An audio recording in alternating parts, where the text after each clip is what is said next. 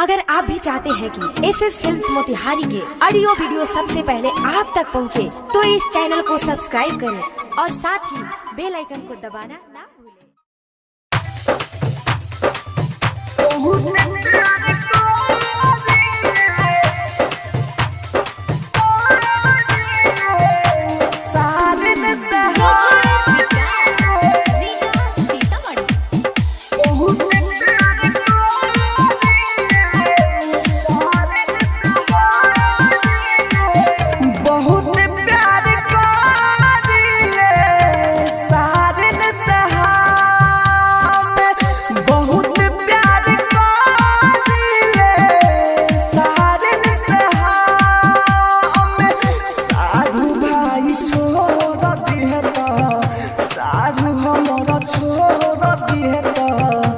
रखले हवा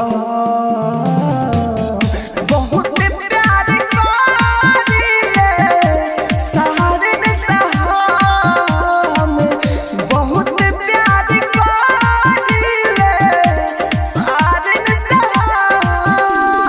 mix by AG recording studio. बहुत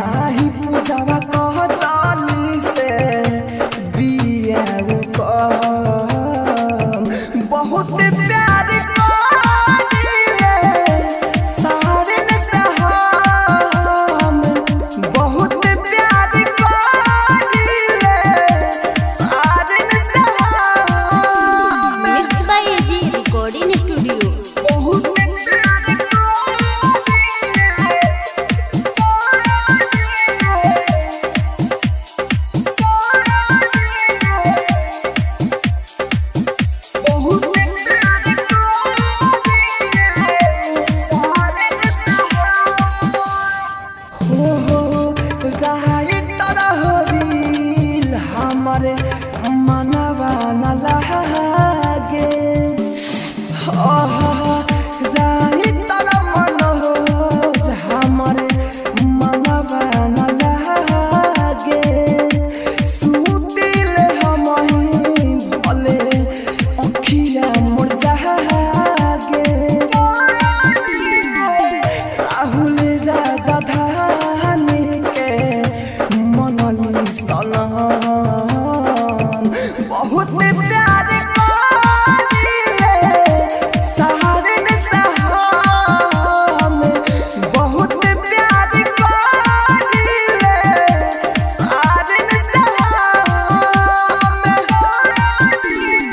mix by AG recording studio, Roshanpur Sapaha.